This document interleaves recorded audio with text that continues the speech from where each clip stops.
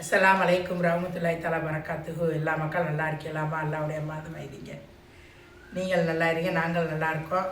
வீட்டில் எங்கன வத்தல் இங்கே ஒரு தட்டில் மாம்பழம், அங்கிட்டு ஒரு தட்டில் மாம்பழமாக இருக்குது. மாம்பழத்தில் எதாவது செய்வோமா அப்படின்னு சொல்லிட்டு இன்றைக்கி மாம்பழத்தில் வந்து குலோப்ஜாம் செய்ய போகிறோம். எப்படி மாம்பழ ஃப்ளேவரில் குலோப்ஜாம் இன்றைக்கி செய்கிறோம் பாருங்கள்.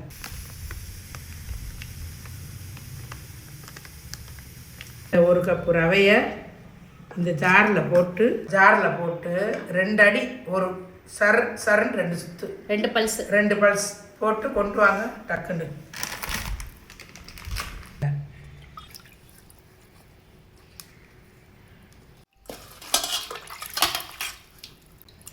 மாம்பழம் முதலே கழுவிதான் வைக்கிறது, வந்ததுமே கழுவிதே வச்ச மாம்பழம் இருந்தாலும் இன்னொருக்கா கழுவியாச்சு.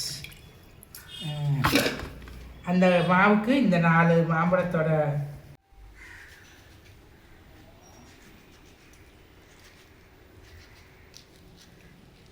நீர் பண்ணிட்டாங்க.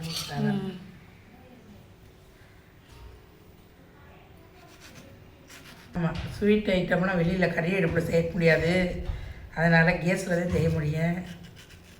அதனால் கேஸுக்கு வந்தாச்சு, வீட்டுக்குள்ளே உட்காந்தாச்சு. இப்போ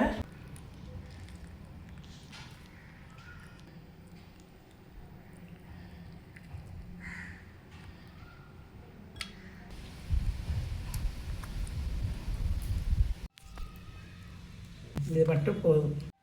ரவையை அரைச்சிட்டு இதை போய் அரைச்சிட்டு வாங்க. 2வது ரவையை லைட்டாக குறைன்னு அரைச்சிருக்கேன், மாம்பழத்தை நல்லா வலுவலுன்னு அரைச்சிட்டு வந்தாச்சு. சரி, பிணையணும். குலோப்ஜாமுக்கு 1 கப்பு ரவை இது பண்ணி போட்டிருக்கு, மிக்சியில் போட்டிருக்கு. அதுக்கு 3/4 கப்பு பால் மாவு, அமுல் ஸ்ப்ரே பால் மாவு,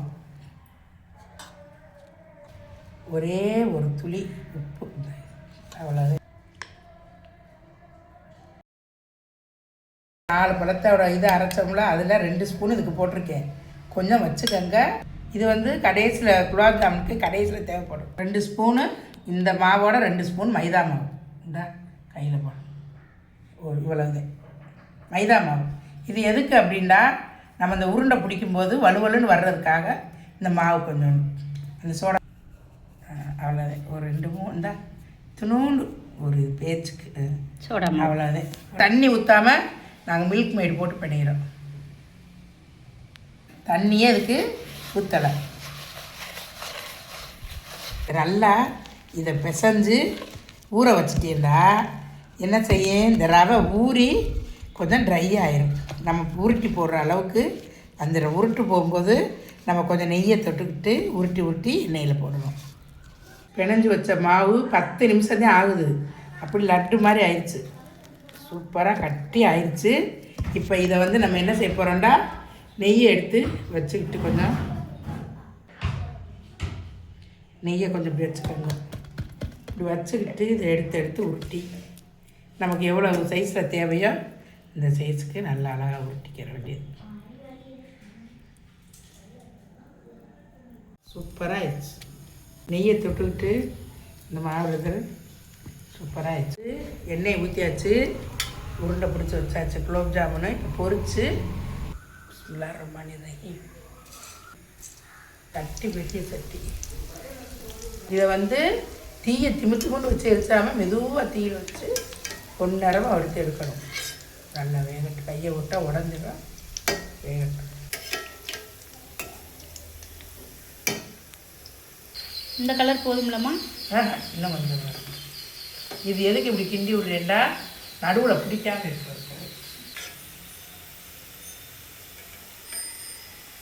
ஆஷா இல்ல சூப்பராக. இப்போ நெக்ஸ்ட்டு இது வந்து ஊற போடுறதுக்கு சிரப்பு ரெடி பண்ணணும். ஆமாம், சிரப்பு.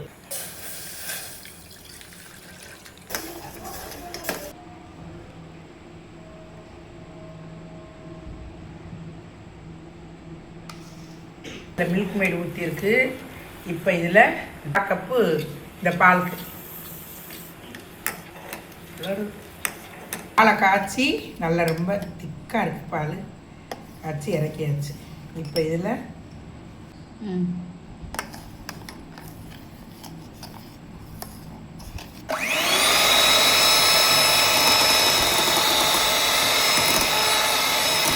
அடுத்து இது என்ன செய்யுங்க, இந்த மாதிரி ஒரு பவுலில் வச்சு அழகாக அடிக்கிக்கங்க. இப்படியே வச்சுருவோம். அதை ஊற்றி இப்படி வச்சு வறுத்திட்டு ரெண்டுக்கும் இதை போட்டோம். இப்போ பால் மாம்பழம் எல்லாம் ஊற்றி பிளெண்டரை வச்சு ஒரு அடி அடித்தாச்சு. நல்லா அடித்தாச்சு. இப்போ இதில் என்ன செய்கிறான், கொஞ்சோண்டு வெண்ணிலா எசன்ஸ் ஊற்றுறோம். வெண்ணிலா எசன்ஸ் ஒரு சொட்டு.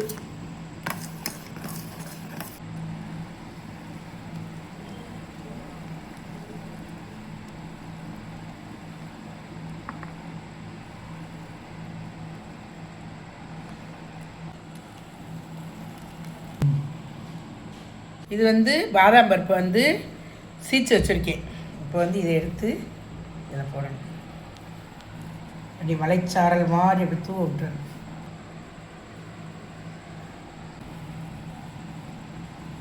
இது அப்படியே நல்லா ஊற வச்சாச்சு. ஆனால் இதில் வந்து ஒரு மிஸ்டேக் ஆயிடுச்சு. ஜீராவில் போட்டு தான் நம்ம பாலில் போட்டு ஊற வச்சா நல்லா சாஃப்டாக இருக்கும். இது கொஞ்சம் ஹார்டாக தான் இருக்குது. நீங்கள் ஜீராவில் போட்டு ட்ரை பண்ணுங்கள்.